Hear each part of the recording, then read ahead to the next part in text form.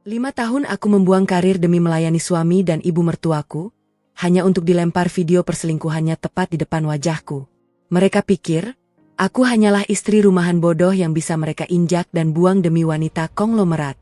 Tapi mereka lupa satu hal, aku adalah mantan auditor keuangan senior. Saat mereka menuntutku menerima poligami, di malam yang sama, aku membobol laptop suamiku. Hanya dengan beberapa klik, aku menguras habis seluruh saldo miliaran rupiah rekening bersama kami, membalik nama semua sertifikat aset secara legal, dan mencetak bukti penggelapan pajaknya. Pagi harinya, saat mereka menagih sarapan hangat, aku hanya menyisakan meja kosong dan satu amplop coklat yang siap menjebloskan mereka ke penjara. Jangan pernah meremehkan wanita yang tahu cara membaca angka, karena di balik senyumanku, kehancuran total kalian baru saja dimulai. Halo semuanya. Selamat datang kembali di saluran kesayangan kita. Senang sekali rasanya bisa kembali menemani waktu santai Anda dengan kisah-kisah kehidupan yang penuh pelajaran berharga. Sebelum kita masuk lebih dalam ke taktik balas dendam luar biasa yang dilakukan Kirana, saya ingin menyapa Anda semua. Dari daerah mana sajakah Anda menonton video ini sekarang? Yuk, absen dan tuliskan kota atau daerah asal Anda di kolom komentar di bawah, biar kita bisa saling mengenal.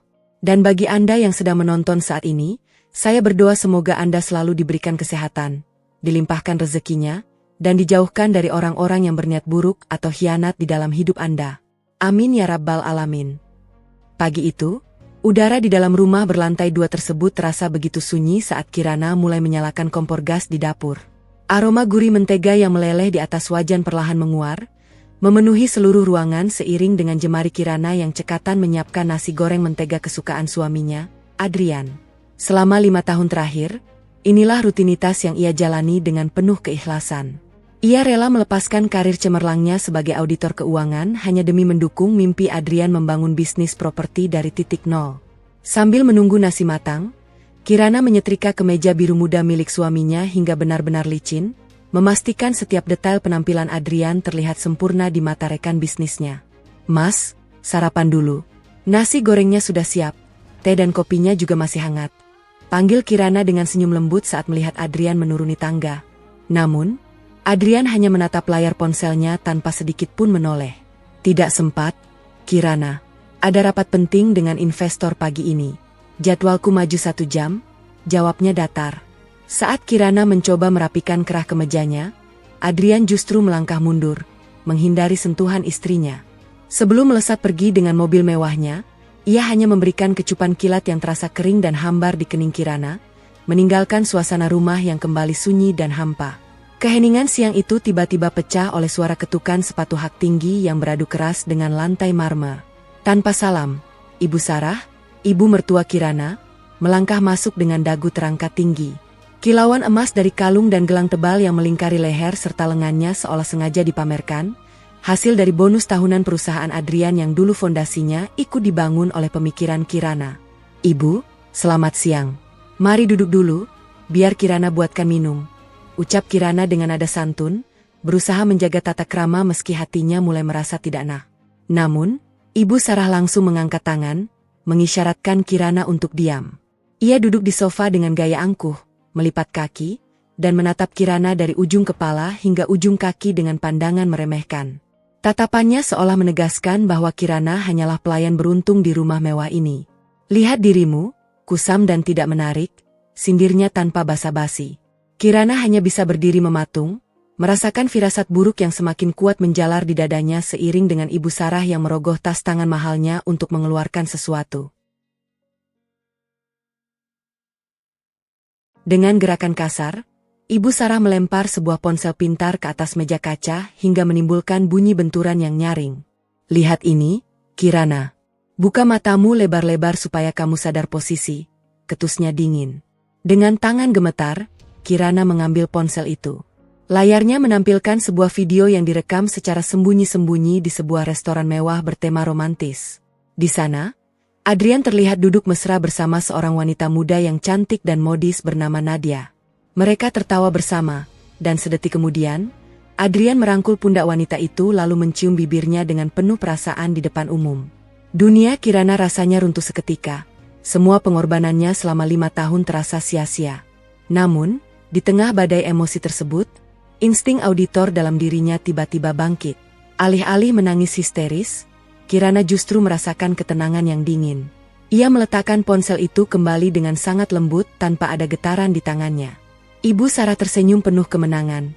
Dia namanya Nadia, cantik, cerdas, dan dari keluarga terpandang. Kamu sudah kalah jauh, Kirana. Dia yang bisa menaikkan gengsi Adrian, bukan kamu yang cuma tahu urusan dapur. Kirana menatap mertuanya, lalu mengulas senyuman tipis yang sangat tenang. Oh, begitu ya, Bu? Terima kasih sudah menunjukkan ini pada saya. Malam tiba dengan kegelapan yang terasa lebih mencekam. Saat jam menunjukkan pukul 10, deru mobil Adrian terdengar memasuki pekarangan. Ia melangkah masuk ke ruang keluarga dengan setelan jas yang sedikit kusut dan langsung mendapati Kirana serta ibunya sudah menunggu dalam keheningan. Adrian menghela napas panjang, tanpa tidak memiliki rasa bersalah sedikit pun setelah rahasianya terbongkar. Ibu sudah memperlihatkan videonya, kan? Jadi aku tidak perlu berbohong lagi, ucapnya datar. Ia duduk di hadapan Kirana, sementara Ibu Sarah berdiri di sampingnya seperti pelindung. Aku ingin kamu menerima keputusan untuk berpoligami, Kirana. Berpikirlah dewasa. Nadia adalah putri tunggal konglomerat rekan bisnis terbesarku. Menikah dengannya adalah investasi demi masa depan perusahaan. Kamu tetap akan jadi istri pertama di rumah ini, semua fasilitasmu tetap terjamin. Jangan egois menghambat kesuksesanku dengan drama cemburu. Lanjut Adrian dengan nada seolah sedang menegosiasikan kontrak kerja. Ibu Sarah menimpali dengan sinis bahwa Kirana harus bersyukur masih dipertahankan. Kirana mendengarkan setiap kata itu dengan saksama, merekam keangkuhan mereka dalam memorinya. Ia tidak membantah, melainkan tersenyum manis penuh misteri. Baiklah Mas, Ibu, beri aku waktu sampai besok pagi untuk berpikir. Jawab Kirana lembut, membuat Adrian merasa menang, tanpa menyadari bahwa itu adalah awal dari kehancurannya. Pukul 11 malam, suasana rumah sudah sunyi senyap. Kirana melangkah tanpa alas kaki menuju ruang kerja suaminya. Pintu yang biasanya terkunci rapat itu kini sedikit terbuka, sebuah keteledoran akibat rasa percaya diri Adrian yang berlebihan. Di dalam ruangan yang hanya diterangi lampu meja temaram, Kirana duduk di kursi kebesaran suaminya. Jemarinya menari dengan cekatan di atas keyboard laptop.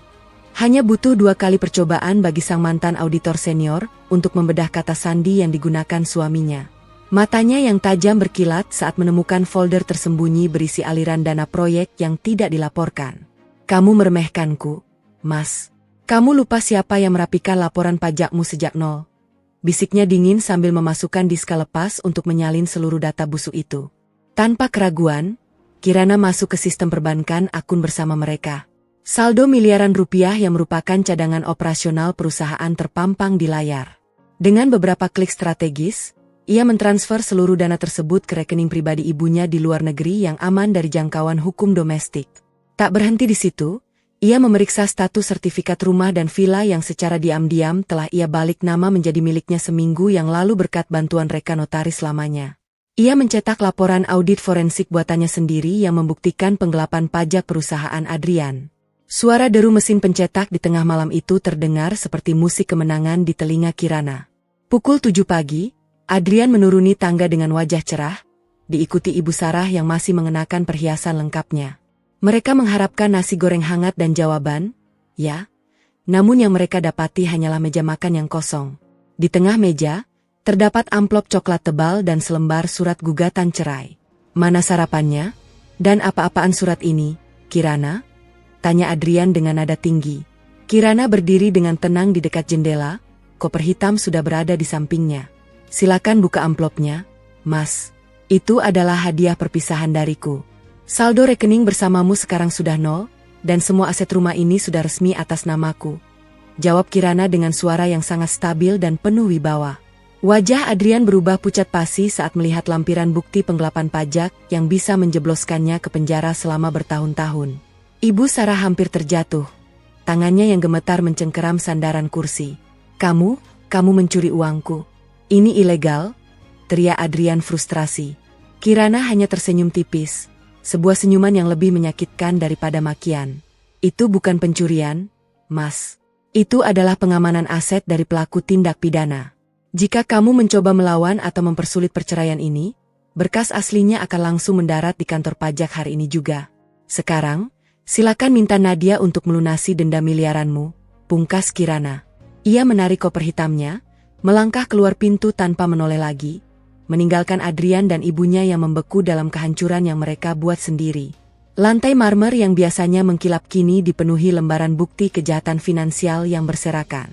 Adrian jatuh terduduk di kursi mahoninya, meremas rambutnya dengan tangan yang gemetar hebat. Di sampingnya, Ibu Sarah terus meratapi nasib. Jemarinya yang terbiasa memutar gelang emas kini hanya bisa mencengkeram udara kosong. Lakukan sesuatu, Adrian, telepon Nadia. Dia punya segalanya. Dia pasti bisa membantumu membereskan kekacauan ini, jerit ibunya dengan suara parau. Adrian dengan sisa kekuatannya mencoba menghubungi nomor Nadia, namun setiap panggilan dialihkan ke pesan suara. Kesadaran mulai menghantamnya. Tanpa uang dan status, ia hanyalah pria dengan tumpukan utang pajak yang siap menyeretnya ke balik jeruji besi. Di sebuah gedung perkantoran modern yang menghadap ke arah kota, Kirana duduk dengan punggung tegak di hadapan Ranti, sahabat sekaligus notaris kepercayaannya. Tidak ada lagi jejak aroma dapur di tubuhnya.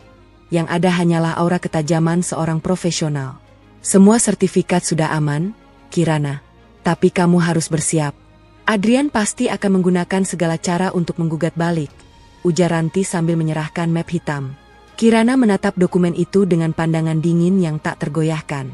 Ponselnya bergetar di atas meja, menampilkan nama Adrian yang memanggil berulang kali.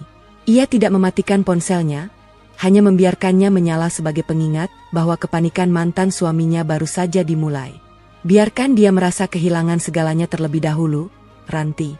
Aku baru saja mulai, bisiknya tenang. Adrian berhasil menemui Nadia di sudut sebuah kafe eksklusif, namun sambutan yang ia terima jauh dari kata hangat. Nadia duduk dengan gaya anggun, menatap Adrian seolah-olah pria itu adalah noda yang mengganggu pemandangannya. Nadia, aku butuh bantuanmu. Kirana mengambil semuanya. Aku butuh koneksi ayahmu untuk menunda pemeriksaan pajak ini. Mohon Adrian dengan suara rendah agar tidak menarik perhatian pengunjung lain. Nadia justru menyesap kopinya perlahan, lalu mengulas senyum sinis yang sangat mirip dengan senyum Ibu Sarah. Investasi, Adrian. Itulah kata yang kamu gunakan untuk hubungan kita, kan? Sekarang, setelah perusahaanmu hancur dan namamu tercemar, kamu bukan lagi investasi yang menguntungkan. Ayahku tidak akan mengotori tangannya untuk pria yang dikalahkan oleh istrinya sendiri. Jangan hubungi aku lagi, ucap Nadia dingin sebelum langkah pergi, meninggalkan Adrian dalam kehampaan yang sempurna. Dinding kontrakan yang mengelupas dan aroma lembab menjadi saksi bisu kejatuhan Adrian dan ibunya. Tidak ada lagi pelayan yang membawakan teh. Hanya ada suara kipas angin tua yang berderit memuakkan. Mas, ibu tidak tahan di sini. Kasurnya keras, udaranya panas. Keluh Ibu Sarah sambil menyeka keringat yang melunturkan riasannya yang tak lagi mahal. Adrian hanya diam, menatap kosong ke arah botol air mineral di atas meja plastik. Nadia memblokir nomor kita, Bu. Rekening dibekukan, dan rumah itu, Kirana benar-benar mengunci akses kita secara hukum, sahutnya dengan suara yang pecah. Ia mengepalkan tangan, rasa malu dan amarah bergejolak di dadanya. Dia pikir dia sudah menang? Aku akan mencari celah dalam balik nama itu. Pasti ada prosedur yang dia langgar. Istri rumahan sepertinya tidak mungkin melakukan audit sebersih itu tanpa bantuan orang dalam. Kirana menyesap tehnya dengan tenang saat Ranti masuk ke ruang kerjanya yang baru. Adrian mulai bergerak. Kirana. Pengacaranya mencoba menggugat pembatalan balik nama aset dengan alasan pemalsuan dokumen. Lapor Ranti sambil meletakkan dokumen di meja. Kirana hanya menaikkan sebelah alisnya, sorot matanya tetap tajam. Biarkan saja. Dia lupa bahwa setiap dokumen yang kutandatangani memiliki bukti rekaman video dan saksi notaris yang kuat. Dia hanya sedang membuang-buang sisa uangnya yang tak seberapa itu, jawab Kirana dingin. Tiba-tiba, ponselnya bergetar. Sebuah nomor tak dikenal mengirimkan pesan singkat. Kembalikan uang perusahaan, atau rahasiamu dengan ibumu di luar negeri akan menjadi konsumsi publik. Kirana terdiam sejenak, menyadari bahwa Adrian mungkin telah menyewa pihak ketiga yang lebih berbahaya untuk mengintimidasi dirinya. Seorang pria parubaya bernama Pak Gunawan tiba-tiba muncul di lobi kantor Kirana tanpa janji temu. Ia adalah salah satu investor yang merasa tertipu oleh laporan keuangan palsu Adrian. Ibu Kirana, saya tahu Anda yang memegang kendali sekarang. Adrian berhutang banyak pada saya, dan saya tahu uang itu ada pada Anda, ucap Pak Gunawan dengan nada mengancam. Kirana berdiri dengan tenang, tidak gentar sedikit pun. Pak Gunawan, saya adalah korban di sini, sama seperti Anda. Jika Anda ingin uang Anda kembali, silakan antre di pengadilan bersama otoritas pajak. Saya memegang aset tersebut sebagai jaminan perlindungan saya, balas Kirana tegas. Pak Gunawan tersenyum sinis, jangan bermain api, Kirana. Adrian mungkin bodoh, tapi saya tahu cara mengejar uang saya, lewat jalur hukum maupun jalur lain. Ancaman itu menggantung di udara, membuat Kirana menyadari bahwa kemenangannya kini mengundang musuh-musuh baru yang lebih licin. Kirana baru saja hendak menutup laptopnya ketika sebuah notifikasi pesan masuk dari nomor yang tidak dikenal. Jantungnya berdegup kencang saat melihat lampiran foto di layar ponselnya. Foto ibunya sedang duduk di sebuah taman di luar negeri, diambil dari jarak jauh secara sembunyi-sembunyi. Pesan di bawahnya tertulis singkat, "Jangan biarkan ibumu membayar kesalahanmu. Temui Pak Gunawan malam ini, atau kami yang akan menemuinya." Kirana menarik napas dalam, mencoba menenangkan gemetar di ujung jemarinya. Ia segera menghubungi ibunya melalui panggilan terenkripsi, memastikan ibunya segera pindah ke apartemen yang lebih aman. Mantan auditor itu tahu, musuhnya kali ini tidak hanya bermain dengan angka, tapi juga dengan nyawa. Di sebuah ruangan kontrakan yang pengap dan hanya diterangi bohlam redup, Pak Gunawan duduk di kursi plastik, berhadapan dengan Adrian yang tampak kuyu. Ibu Sarah berdiri di sudut, matanya yang biasa angkuh kini dipenuhi harapan akan kembalinya kekayaan mereka. "Bantu aku melacak aliran dana yang dia sembunyikan, Adrian. Kamu suaminya, kamu pasti tahu celah keamanannya," ujar Pak Gunawan dengan suara rendah yang mengancam. Adrian menatap botol air mineral di depannya dengan benci. "Kirana sangat teliti, dia mengganti semua akses setelah aku lalai sekali. Tapi, aku punya satu kunci cadangan hard drive lama yang mungkin belum dia hapus datanya," jawab Adrian dengan nada penuh dendam. Ibu Sarah menimpali dengan suara parau, mendesak putranya agar segera membantu pria itu demi bisa keluar dari kemiskinan ini. Kirana sengaja memilih lobi hotel yang sangat ramai untuk menemui Pak Gunawan. Ketika pria itu datang dengan dua pengawal bertubuh besar, Kirana tidak menunjukkan rasa takut sedikit pun. Ia meletakkan sebuah map hitam tipis di atas meja marmer. "Sebelum Anda mengancam ibu saya lagi, Pak Gunawan, silakan baca ini. Ini adalah catatan aliran dana pencucian uang dari proyek properti Mas Adrian yang masuk ke rekening pribadi Anda secara ilegal," ucap Kirana dengan suara jernih dan stabil. Wajah Pak Gunawan yang tadinya penuh intimidasi seketika berubah tegang. Kirana mencondongkan tubuhnya ke depan, sorot matanya tajam menusuk. "Jika sesuatu terjadi pada ibu saya, dokumen ini akan dikirim otomatis ke unit intelijen keuangan. Saya bukan lagi istri yang bisa Anda ancam, saya adalah ancaman bagi Anda." Kirana menatap punggung Pak Gunawan yang menjauh dengan perasaan campur aduk. Ia segera menekan nomor ponsel Ranti dengan cepat. "Ranti, mereka sudah mulai mengincar ibu." Adrian memberikan informasi lokasi ibu di luar negeri kepada Gunawan. "Aku butuh tim keamanan pribadi untuk memindahkan ibu ke lokasi rahasia sekarang juga," perintahnya dengan nada dingin namun tegas. Ia menyadari bahwa kemenangan finansialnya kini telah memicu sisi gelap suaminya yang tak segan-segan mempertaruhkan nyawa orang lain. "Jika mereka ingin bermain kotor, aku akan pastikan mereka tidak punya tempat untuk bersembunyi," bisiknya pada diri sendiri sambil menutup telepon. Di dalam kamar kontrakan yang pengap, Adrian berseru penuh kemenangan sambil menunjuk layar laptop tuanya. "Ibu, lihat ini, proyek Ametis tahun 2018. Kirana yang menandatangani laporan ini saat dia masih di firma audit lamanya. Ada kesalahan prosedur yang dia tutupi demi aku saat itu. Ini adalah bukti keterlibatannya dalam manipulasi awal." Ibu Sarah mendekat, matanya berkilat penuh keserakahan yang kembali muncul. "Bagus, Adrian, gunakan ini untuk memerasnya kembali. Jika dia tidak mengembalikan aset kita hancurkan karirnya dan laporkan dia ke Dewan Etik. Dia pasti akan ketakutan kehilangan izin praktiknya." Adrian melangkah masuk ke kantor Kirana tanpa izin, membanting sebuah map ke atas meja kerja yang rapi. "Kembalikan rumah dan seluruh uang itu sekarang, atau laporan proyek Ametis ini akan sampai ke asosiasi auditor sore ini juga, Kirana. Kamu akan kehilangan segalanya, termasuk kehormatan profesional yang sangat kamu banggakan itu," ancamnya dengan suara rendah yang penuh kebencian. Kirana hanya melirik map itu sekilas, lalu kembali menatap Adrian dengan tatapan yang sangat tenang, hampir seperti sedang menonton pertunjukan komedi yang buruk. "Kamu benar-benar berpikir aku tidak tahu kamu menyimpan salinan itu, Mas?" Kamu pikir kenapa aku membiarkan hard drive itu tertinggal di laci meja kerjamu? Kirana menarik sebuah laci dan mengeluarkan dokumen asli yang tersegel. Laporan yang kamu temukan itu adalah draft yang sengaja kubuat dengan kesalahan yang sangat mencolok agar suatu saat bisa kujadikan umpan bagi orang sepertimu. Laporan asli yang sudah dikoreksi dan diserahkan secara resmi ada di sini, dan itu bersih dari manipulasi apapun, jelasnya sambil tersenyum tipis. Adrian terpaku, wajahnya memucat saat menyadari ia baru saja masuk ke dalam jebakan lain. Sekarang, Mas, karena kamu sudah mencoba memeras aku punya alasan tambahan untuk menambah masa tahananmu nanti. Silakan pergi, atau aku akan memanggil petugas keamanan untuk menyeretmu keluar dari kantorku.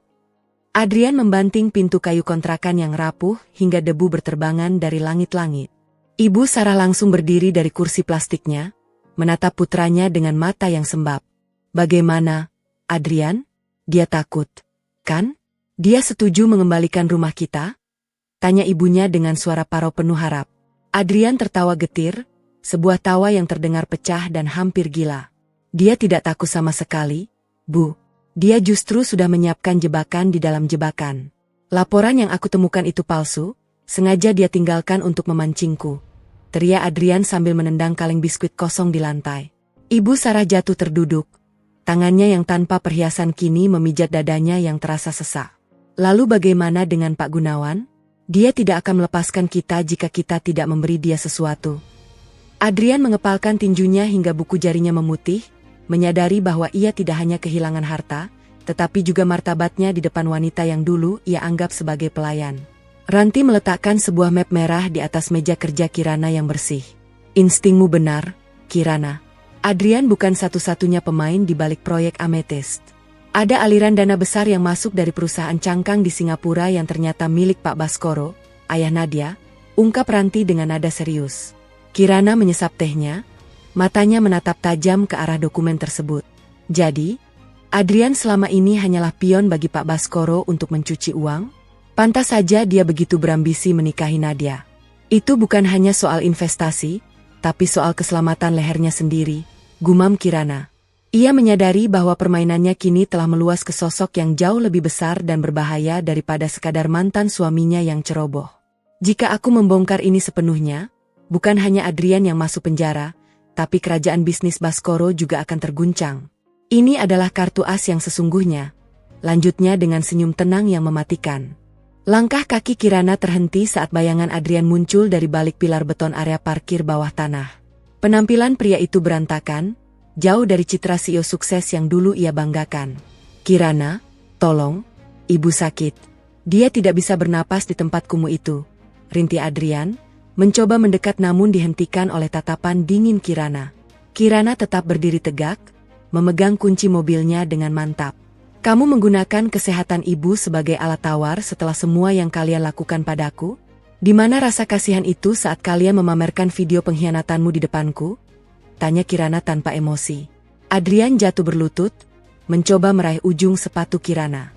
Aku akan menyerahkan segalanya, aku akan mengaku pada polisi, asal kamu beri sedikit uang untuk pengobatan ibu. Aku mohon, jangan sekejam ini, isaknya. Kirana menatap pria itu dari atas ke bawah, merasa muak dengan drama manipulatif yang masih saja ia mainkan. Kamu tidak sedang meminta maaf, Adrian. Kamu hanya sedang menyesali fakta bahwa kamu tertangkap. Jangan hubungi aku lagi, atau rekaman CCTV ini akan menjadi bukti tambahan bahwa kamu menggangguku. Pungkas Kirana sebelum masuk ke mobilnya dan meninggalkan Adrian dalam kehampaan. Kirana menyandarkan tubuhnya pada kursi kerja ergonomisnya, menatap layar monitor yang menampilkan diagram jejaring perusahaan cangkang. Ranti duduk di hadapannya, menyesap kopi dengan ekspresi tegang. Baskoro bukan Adrian, Kirana. Dia punya pengacara kelas dunia dan hubungan politik yang kuat. Menyerang dia berarti kamu menyatakan perang pada raksasa, peringat Ranti dengan nada rendah. Kirana tidak bergeming, pandangannya justru semakin tajam. Raksasa tetap punya tumit Achilles, Ranti.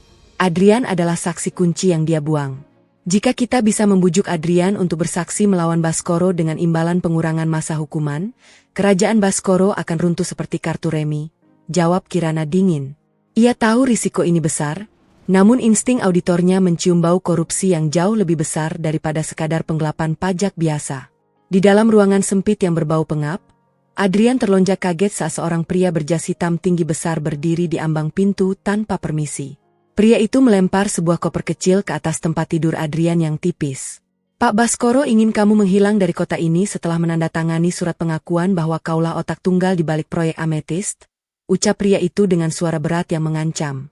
Adrian menatap koper itu dengan tangan gemetar, sementara Ibu Sarah mengintip dari balik tirai dengan wajah ketakutan. "Tapi itu bukan ideku sepenuhnya. Baskoro yang mengaturnya," protes Adrian lirih. Pria itu melangkah maju, mencengkeram kerah ke meja Adrian hingga ia sulit bernapas. "Pilihannya hanya dua, ambil uang ini dan pergi, atau kamu akan ditemukan di dasar sungai besok pagi." Pak Baskoro tidak suka jejak yang berantakan, bisiknya tajam. Suasana lobi hotel mewah itu dipenuhi oleh aroma parfum mahal dan dentuman piano lembut. Kirana melangkah masuk dengan penuh percaya diri, menarik perhatian banyak kolega lamanya. Tiba-tiba, langkahnya terhenti saat seorang pria tua berwibawa dengan jas pesanan khusus menghadangnya. "Itu adalah Pak Baskoro. Jadi, kaulah wanita yang berhasil menghancurkan menantu impianku dan mengganggu ketenangan bisnisku?" tanya Baskoro dengan senyum yang tidak sampai ke mata. Kirana membalas tatapan itu tanpa gentar sedikit pun. "Saya hanya membersihkan kotoran yang ditinggalkan Adrian, Pak Baskoro. Namun, semakin saya bersihkan, saya justru menemukan sampah yang lebih besar di baliknya," balas Kirana dengan nada bicara yang sangat tenang namun menusuk. Baskoro tertawa kecil, suara yang terdengar sangat berbahaya. "Dunia bisnis bukan untuk orang yang terlalu idealis, Kirana. Kamu mungkin punya bukti, tapi aku punya sistem. Hati-hati jangan sampai kamu tenggelam dalam ambisimu sendiri." Nadia berdiri di depan cermin besar, memperbaiki lipstiknya saat Kirana masuk ke area toilet yang mewah. Tanpa menoleh, Nadia berujar dengan suara sinis. "Kamu pikir kamu pahlawan karena sudah memiskinkan Adrian? Kamu hanyalah mantan istri yang pahit hati," ketusnya. Kirana tetap tenang, mencuci tangannya di wastafel marmer. "Aku tidak memiskinkannya, Nadia. Aku hanya mengambil apa yang menjadi hakku. Adrian jatuh karena keserakahannya sendiri, dan mungkin karena mengikuti instruksi ayahmu," jawab Kirana santai. Nadia berbalik, matanya berkilat marah. "Jangan berani-berani menyentuh ayahku. Kamu tidak tahu dengan siapa kamu bermain. Jika kamu terus mengusik proyek Amethyst, aku akan pastikan tidak ada satupun firma di negara ini yang mau mempekerjakanmu. Kamu akan kembali menjadi pelayan dapur, tapi kali ini di penjara," ancam Nadia dengan suara rendah yang penuh kebencian. Kirana hanya tersenyum tipis, menatap Nadia melalui pantulan cermin. "Kita lihat saja siapa yang akan memakai seragam oranye terlebih dahulu, Nadia." Ranti meletakkan cangkir kopinya dengan keras ke meja, wajahnya tampak lebih tegang dari biasanya. Baskoro baru saja menggerakkan bidaknya, "Kirana. Dua firma yang baru saja menandatangani kontrak denganmu tiba-tiba membatalkan kerjasama tanpa alasan yang jelas," lapor Ranti. Kirana hanya terdiam, jemarinya mengetuk-ngetuk permukaan meja kerja yang mengkilap. Ia tahu ini hanyalah permulaan dari serangan balik seorang raksasa bisnis yang merasa terganggu. "Dia ingin memutus aliran oksigen bisnisku sebelum aku sempat membongkar boroknya." "Klasik sekali," gumam Kirana dengan nada bicara yang masih sangat stabil. Ranti mencondongkan tubuhnya. "Ini bukan lagi soal angka, Kirana. Baskoro punya kuasa untuk membuatmu menghilang dari industri ini selamanya. Kita butuh saksi hidup yang tahu seluk-beluk Amethyst secara langsung." Kirana menatap ke arah jendela, melihat gedung-gedung tinggi yang seolah menantangnya. "Adrian. Hanya dia yang bisa kita gunakan untuk menarik Baskoro ke dasar jurang. Tapi dia harus cukup takut untuk memilih bekerja sama denganku daripada mati di tangan Baskoro." Lampu bohlam di langit-langit kontrakan itu berkedip, menciptakan bayangan yang menari-nari di dinding yang lembab. Adrian menatap koper berisi uang dari Baskoro dengan pandangan kosong, sementara di sudut ruangan, ibunya terus merintih pelan. "Kita harus pergi dari sini, Adrian." Orang itu, matanya tadi sangat mengerikan, bisik Ibu Sarah sambil memegang pergelangan tangannya yang kini tak lagi dihiasi banyak perhiasan emas, meski ia tetap mengenakan gaun sutranya yang mulai terlihat kusam di tempat itu. Adrian tertawa getir, suaranya terdengar pecah di ruangan yang sempit. "Pergi kemana, Bu? Uang ini adalah uang darah. Jika aku menandatangani surat itu, aku akan membusuk di penjara seumur hidup. Jika tidak, kita mungkin tidak akan melihat matahari besok," sahutnya penuh keputusasaan. Tiba-tiba, Suara ketukan pintu yang tenang namun tegas terdengar, membuat mereka berdua tersentak. Itu bukan ketukan kasar seperti anak buah Baskoro. Ketukan itu terasa sangat akrab, membawa aura wibawa yang pernah sangat mereka kenal. Kirana melangkah masuk ke dalam ruangan yang pengap itu tanpa menunjukkan rasa jijik sedikit pun. Ia berdiri tegak, kontras dengan Adrian yang terduduk lesu di lantai dan ibunya yang membeku di sudut. "Selamat malam, Mas, Ibu. Maaf mengganggu waktu istirahat kalian yang sederhana ini," ucap Kirana dengan nada bicara yang datar. Ibu Sarah mencoba mengumpulkan sisa keangkuhannya. "Mau apa kamu kesini? Mau menghina kami lagi?" Namun, Kirana hanya meliriknya sekilas sebelum kembali menatap suaminya. "Aku tahu Baskoro sudah mengirimkan hadiah perpisahan untukmu, Mas. Surat pengakuan dosa dan koper berisi uang untuk melarikan diri, kan?" Tebak Kirana tepat sasaran. Adrian mendongak, matanya yang merah menatap Kirana dengan rasa bingung. "Dari mana kamu tahu?" Kirana tersenyum dingin. "Aku tahu segalanya. Dan aku juga tahu uang itu hanyalah umpan agar polisi bisa melacakmu dengan mudah sebagai otak tunggal. Pilihannya sekarang, tetap menjadi pion Baskoro yang dibuang, atau menjadi senjataku untuk menghancurkannya dengan imbalan perlindungan hukum dariku." Keesokan paginya, Kirana baru saja tiba di kantor saat ia mendapati dua pria berseragam dinas dari otoritas pengawas profesi sudah menunggunya di lobi. "Ibu Kirana, kami menerima laporan serius mengenai dugaan pelanggaran kode etik dan penyalahgunaan data klien dari firma lama Anda," ujar salah satu pria itu dengan nada bicara yang kaku dan dibuat-buat. Kirana tetap tenang, meskipun ia tahu ini adalah sistem yang Baskoro peringatkan sebelumnya. "Pelanggaran kode etik? Atas dasar apa?" tanya Kirana sambil menatap tajam ke arah mereka. Pria itu menyodorkan sebuah dokumen bermeterai. "Ada saksi yang menyatakan Anda mencuri data rahasia proyek Amethyst untuk kepentingan pribadi. Selama investigasi berjalan, izin praktik Anda dibekukan sementara." Di saat yang sama, ponsel Kirana berdering. Sebuah pesan dari nomor tak dikenal masuk. "Inilah sistem yang kumaksud, Kirana. Tanpa izin itu, kamu tidak lebih dari seorang pengangguran yang mencoba bermain hakim sendiri." Kirana mengepalkan tangannya di balik punggung, menyadari bahwa Baskoro baru saja menarik pelatuk yang bisa menghancurkan karir yang baru saja ia bangun kembali. Ranti mondar-mandir di depan meja kerja dengan wajah cemas, sementara Kirana tetap duduk tenang meski baru saja menerima surat pembekuan izin praktik. "Baskoro menyerang tepat di urat nadi profesionalmu, Kirana. Tanpa izin ini, semua klien akan meragukan integritasmu," ujar Ranti dengan nada frustrasi. Kirana hanya menyesap tehnya perlahan, matanya menatap tajam ke arah dokumen pembekuan tersebut. "Biarkan dia merasa di atas angin, Ranti. Dia mengira aku akan memohon padanya untuk mengembalikan izin ini. Dia tidak tahu bahwa aku tidak membutuhkan lisensi hanya untuk membongkar kejahatan yang sudah telanjur terekam di sistem server cadanganku," jawabnya dingin. Kirana tahu bahwa ini adalah perang saraf, dan ia tidak berniat menunjukkan sedikit pun kelemahan di hadapan raksasa yang mencoba menginjaknya. Adrian menatap koper penuh uang di atas kasur tipisnya, lalu beralih menatap pintu yang baru saja ditinggalkan Kirana. Ibu Sarah menggenggam tangan anaknya dengan gemetar, wajahnya yang penuh riasan kusam tampak sangat ketakutan. "Mas, kalau kita ikut Kirana, apa kita benar-benar aman? Baskoro itu berbahaya," bisik ibunya. Adrian mengepalkan tangan, merasakan dilema yang menghimpit dadanya. "Baskoro ingin aku jadi kambing hitam, Bu. Uang ini adalah upah untuk masuk penjara seumur hidup." Kirana menawarkan jalan keluar, meski itu berarti aku harus mengakui semua kesalahanku di depan hukum. "Tapi setidaknya, dia tidak akan membunuh kita," sahut Adrian parau. Keheningan di ruangan sempit itu terasa sangat menekan, sementara bayangan ancaman Baskoro terus menghantui setiap embusan napas mereka. Kirana berdiri tegak di bawah lampu neon yang berkedip di area parkir yang sepi. Tak lama, Adrian muncul dari balik kegelapan dengan langkah ragu. "Aku sudah memutuskan, Kirana. Aku akan bersaksi melawan Baskoro. Tapi aku butuh jaminan bahwa ibu tidak akan terseret," ucap Adrian dengan nada memohon yang jarang ia tunjukkan. Kirana menatap mantan suaminya tanpa emosi, sebuah tatapan yang membuat Adrian merasa semakin kecil. "Aku sudah menyiapkan tim perlindungan saksi untuk kalian berdua. Tapi ingat satu hal, Mas.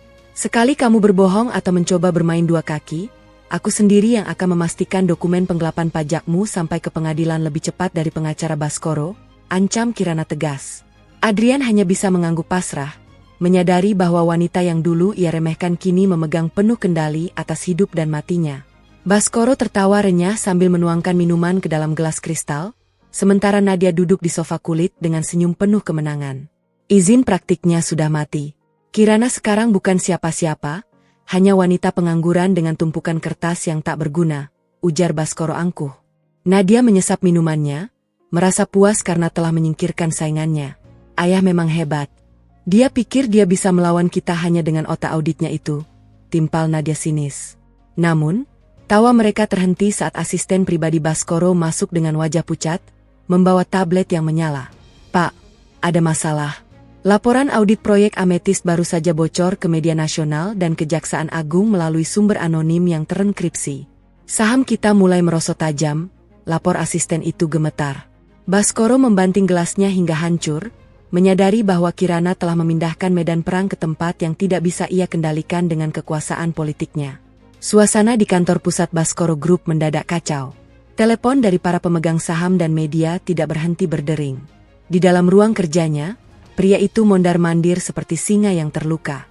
Ia menatap layar televisi yang menyiarkan berita utama tentang manipulasi pajak proyek ametist. Cari Adrian. Bawa dia padaku hidup atau mati sebelum dia sempat memberikan kesaksian resmi ke kejaksaan. Perintahnya dengan suara menggelegar kepada asistennya. Ia menyadari bahwa pembekuan izin praktik Kirana tidak cukup untuk menghentikan langkah wanita itu. Strategi Kirana terlalu rapi, seolah setiap gerakannya sudah diperhitungkan sejak berbulan-bulan lalu. Nadia berdiri di sudut ruangan, wajahnya pucat pasi melihat kekuasaan ayahnya mulai goyah akibat ulah seorang wanita yang ia anggap remeh. Lampu temaram di unit apartemen kecil itu memberikan suasana yang mencekam. Ia berdiri di dekat jendela, mengamati mobil keamanan yang berjaga di bawah. Di hadapannya, pria itu duduk di tepi kasur dengan kepala tertunduk, sementara wanita tua di sampingnya hanya bisa menangis sesenggukan. Kamu harus tetap di sini sampai tim dari kejaksaan menjemputmu besok pagi, Mas. Jangan mencoba menghubungi siapapun, termasuk Nadia, tegasnya. Pria itu mendongak, matanya yang kuyu menatap mantan istrinya dengan penuh penyesalan. Kenapa kamu melakukan ini, Kirana? Setelah semua pengkhianatanku, kamu masih menyelamatkan nyawa kami? Tanyanya parau. Ia hanya menatapnya dengan pandangan dingin. Aku tidak menyelamatkanmu, Mas. Aku menyelamatkan keadilan. Kamu hanyalah alat untuk menjatuhkan Baskoro. Langkah kakinya terhenti ketika seorang wanita dengan gaun desainer mahal berdiri menghalangi jalannya di lobi kantor. Wajah wanita itu tidak lagi menunjukkan keangkuhan, melainkan keputusasaan yang tertutup riasan tebal. Sebutkan harganya, Kirana. Berapa miliar yang kamu mau untuk menarik laporan itu dan menyerahkan Adrian kembali pada kami? Tanya wanita itu dengan suara bergetar. Ia berhenti sejenak, menatap lawan bicaranya melalui pantulan dinding kaca lobi yang mewah. Beberapa orang tidak bisa dibeli dengan uang, Nadia. Ayahmu menghancurkan banyak hidup orang melalui proyek ametist, dan dia menggunakan suamiku sebagai tumbal. Sekarang, giliran ayahmu yang merasakan dinginnya lantai penjara, jawabnya tenang. Wanita itu mencoba meraih lengannya, namun ia dengan cepat menghindar. Jangan memaksaku melakukan hal yang lebih drastis padamu juga. Tambahnya sebelum langkah pergi meninggalkan wanita itu yang kini membeku dalam kemarahan. Malam semakin larut ketika sebuah bayangan bergerak di lorong apartemen rahasia tempat pria itu bersembunyi. Tim keamanan yang ia sewa ternyata telah disusupi oleh orang bayaran Baskoro. Suara klik pelan dari gagang pintu yang mencoba dibuka paksa membuat pria itu dan ibunya tersentak dari tidur. Ibu, masuk ke kamar mandi. Cepat, bisik pria itu dengan wajah ketakutan. Ia segera meraih ponselnya untuk mengirim pesan darurat kepada mantan istrinya. Di sisi lain, wanita yang kini menjadi pelindungnya itu baru saja hendak memejamkan mata ketika alarm peringatan di laptopnya berbunyi nyaring, menandakan bahwa perimeter keamanan di apartemen rahasia telah ditembus. Ia segera bangkit, menyadari bahwa Baskoro telah mengambil langkah nekat untuk menghapus saksi kunci sebelum persidangan dimulai. Kirana menatap layar monitor dengan tajam, napasnya menderu pelan melihat pergerakan di layar CCTV. Di sana, dua bayangan mencurigakan tampak mendekati pintu unit apartemen tempat Adrian bersembunyi. Tanpa membuang waktu sedikit pun, ia menekan nomor tim keamanan cadangan yang telah ia siagakan sebelumnya. Masuk sekarang, jangan biarkan mereka menyentuh saksi utama. Gunakan kekuatan penuh jika mereka melawan, perintah Kirana dengan suara yang penuh otoritas. Ia tahu, jika ia terlambat sedetik saja, seluruh bukti yang ia kumpulkan akan sia-sia jika Adrian sampai bungkam selamanya. Pintu apartemen hancur ditendang dari luar, menimbulkan suara dentuman yang sangat keras. Adrian melompat berdiri, mencoba menghalangi jalan masuk sementara Ibu Sarah menjerit histeris di belakangnya. "Siapa kalian? Pergi!" teriak Adrian dengan suara gemetar, tangannya meraih lampu meja sebagai senjata terakhir. Dua pria bertopeng masuk dengan gerakan taktis, mengabaikan teriakan Adrian. Ibu Sarah mencengkeram ke meja anaknya, perhiasan emasnya beradu menimbulkan suara gemerincing yang ganjil di tengah suasana yang mencekam, menyadari bahwa pelarian mereka mungkin berakhir di sini. Kirana tiba di lokasi beberapa menit kemudian, tepat saat polisi sedang memasang garis kuning di depan pintu unit. Ia melihat Adrian terduduk di koridor dengan napas tersengal, sementara Ibu Sarah tampak syok berat di dekat petugas medis. Ponsel Kirana bergetar, menampilkan panggilan dari Baskoro yang ia jawab tanpa ragu. "Upaya pembunuhan saksi kunci, Baskoro, kamu baru saja menggali liang kuburmu lebih dalam. Rekaman CCTV penyerangan ini sudah dalam perjalanan menuju meja penyidik," ucap Kirana dengan suara dingin yang mematikan. Di seberang sana, Baskoro hanya terdiam sebelum akhirnya mematikan sambungan dengan penuh amarah. Keesokan paginya di lobi gedung kejaksaan yang megah, Nadia tampak mondar-mandir dengan wajah yang kuyu dan penuh kecemasan. Saat Kirana berjalan masuk dengan langkah yang mantap, Nadia langsung mencegatnya dengan tatapan mata yang berkilat dendam. "Kamu pikir kamu sudah menang, Kirana? Ayahku punya kuasa untuk menghapusmu dari sejarah industri ini," ancam Nadia dengan suara rendah. Kirana menatap Nadia dengan pandangan yang tenang namun sangat tajam. "Kuasa itu seperti istana pasir, Nadia. Saat gelombang kebenaran datang, semuanya akan rata dengan tanah. Saat ini, relasi ayahmu sedang sibuk menghapus jejak hubungan mereka dengannya," balas Kirana telak. Di dalam ruang pemeriksaan kejaksaan yang dingin, Adrian memegang pena dengan tangan gemetar, siap menandatangani berita acara pemeriksaan. Namun, pintu terbuka kasar dan Pak Hendra, pengacara paling licin di kota itu, melangkah masuk. "Jangan tanda tangani apapun, Adrian. Dokumen yang dibawa Kirana adalah hasil pencurian data ilegal. Jika kamu bersaksi berdasarkan data itu, kamu juga akan terjerat hukum sebagai kaki tangan pencurian," ancam Pak Hendra.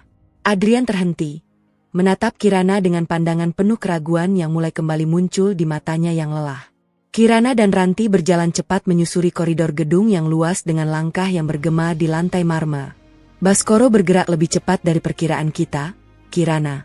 Dia menggunakan koneksinya di Dewan Etik untuk memastikan sidang etikmu dipercepat dan dilakukan secara tertutup. Mereka ingin memvonis malapraktik padamu agar kesaksianmu di pengadilan nanti dianggap tidak kredibel oleh hakim," bisik Ranti dengan cemas. Kirana mempercepat langkahnya, rahangnya mengeras menunjukkan tekad yang kuat. Dia pikir dia bisa membungkamku dengan mematikan izin kerjaku? Dia lupa bahwa kebenaran tidak butuh lisensi untuk tetap menjadi sebuah fakta. Di apartemen perlindungan yang dijaga ketat, Ibu Sarah memanfaatkan kelengahan petugas saat Kirana sedang pergi menemui penyidik. Ia diam-diam merogoh tas Kirana dan menemukan sebuah kunci kecil berwarna perak dengan label kode yang misterius.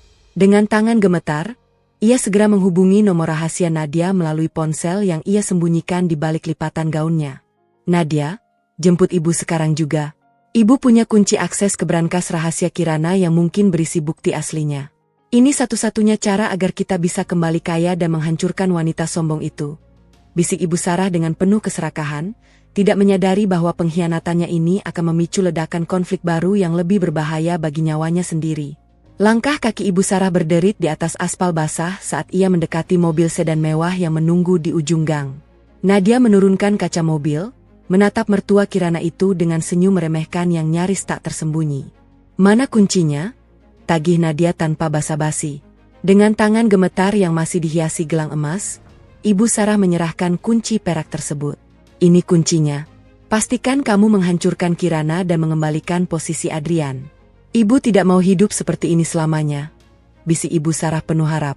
Nadia hanya tertawa dingin, matanya berkilat penuh kemenangan saat ia menggenggam kunci itu. "Tenang saja, Bu. Begitu aku mendapatkan isi brankas itu, Kirana tidak akan punya apa-apa lagi untuk mengancam kami." Kirana menatap tas tangannya yang terbuka di atas meja kantor. Ia tidak panik, melainkan menarik napas panjang saat menyadari kunci pancingan itu telah hilang. Ranti masuk dengan wajah tegang, memegang tablet yang menampilkan pelacakan GPS. Ibu Sarah baru saja bertemu dengan Nadia, Kirana.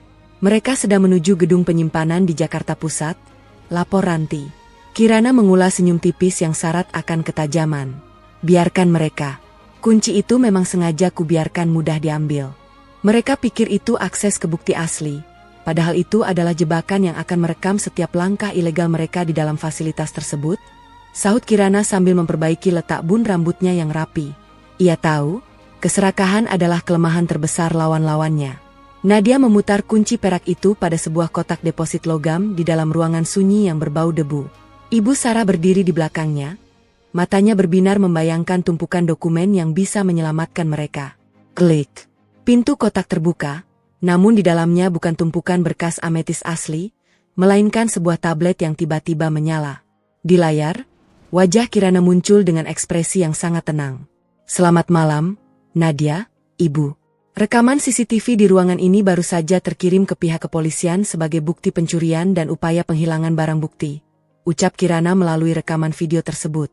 Wajah Nadia berubah pucat pasi, sementara Ibu Sarah hampir jatuh pingsan menyadari bahwa mereka baru saja masuk ke dalam jerat hukum yang lebih dalam. Pak Hendra mencondongkan tubuhnya, menatap Adrian dengan pandangan mengintimidasi di dalam ruang pemeriksaan yang sempit. Jika kamu menandatangani ini, Kirana juga akan masuk penjara bersamamu. Pikirkan ibumu, tekan Pak Hendra. Adrian tampak goyah, pena di tangannya hampir menyentuh kertas. Namun, pintu terbuka dan Kirana melangkah masuk dengan wibawa yang tak tergoyahkan. Jangan dengarkan dia, Mas. Baskoro sudah menyiapkan rencana untuk melenyapkanmu di dalam sel nanti agar tidak ada saksi hidup, ujar Kirana dingin. Ia meletakkan sebuah transkrip percakapan antara Baskoro dan pengawalnya yang ia dapatkan dari peretas kepercayaannya. Adrian menatap transkrip itu, lalu menatap pengacara tersebut dengan amarah yang memuncak. Cukup. Aku akan bersaksi sekarang juga, tegas Adrian, mengabaikan peringatan Pak Hendra. Di dalam ruang sidang yang penuh sesak, Adrian duduk di kursi saksi dengan punggung yang tak lagi tegak. Suaranya bergetar namun tegas saat ia menceritakan setiap detail instruksi Baskoro dalam skandal proyek Amethyst, termasuk upaya penghilangan nyawa yang hampir menimpanya. Di seberang ruangan, Baskoro menatapnya dengan api kemarahan yang membara, namun petugas kejaksaan sudah berdiri siap di belakang pria tua itu. Hakim mengetuk palu dengan keras sebanyak 3 kali, menyatakan Baskoro bersalah atas tindak pidana pencucian uang dan upaya pembunuhan saksi kunci. Kirana yang duduk di barisan depan hanya memejamkan mata sejenak. Merasakan beban 5 tahun pengkhianatan dan pengorbanan itu, akhirnya terangkat sepenuhnya oleh ketukan palu keadilan yang bergema di seluruh ruangan. Kehebohan pecah di lobi pengadilan saat Baskoro digiring keluar dengan tangan terborgol di bawah kilatan lampu kamera wartawan. Nadia berteriak histeris, mencoba mengejar ayahnya sementara Ibu Sarah jatuh terduduk di lantai marmer, meratapi nasibnya yang kini benar-benar hancur tanpa harta, tanpa emas, maupun perlindungan dari siapapun. Kirana melangkah keluar dengan tenang, melewati mereka tanpa ada dendam yang tersisa di matanya. Saat Nadia meneriakkan makian terakhirnya yang penuh kebencian, Kirana berhenti sejenak dan menatapnya dengan pandangan yang sangat jernih. Kekuasaan yang dibangun di atas penderitaan orang lain tidak akan pernah bertahan lama, Nadia. Selamat menikmati dunia barumu. Pungkasnya sebelum langkah pergi meninggalkan mereka yang kini menjadi abu dari api keserakahan mereka sendiri. 3 bulan kemudian, Kirana berdiri di balkon kantor barunya yang luas, menghadap ke arah gedung-gedung pencakar langit yang kini menjadi saksi kesuksesannya. Papan nama emas bertuliskan, Kirana Financial Consulting, berkilat di bawah sinar matahari sore yang hangat. Ia baru saja menyelesaikan audit besar yang menyelamatkan banyak investor dari penipuan. Di sisi lain kota, Adrian terlihat sedang mengenakan seragam oranye di balik jeruji besi dengan wajah yang menua 10 tahun akibat penyesalan, sementara Ibu Sarah kini menghuni sebuah kontrakan kecil di gang sempit, menyapu lantai yang tak lagi marmer dengan tangan yang hampa dari emas. Kirana menyesap tehnya, tersenyum pada pantulan dirinya di kaca jendela. Seorang wanita yang telah membuktikan bahwa ia tidak hanya mampu menguasai urusan dapur, tetapi juga mampu mengendalikan takdirnya sendiri dengan kecerdasan dan martabat.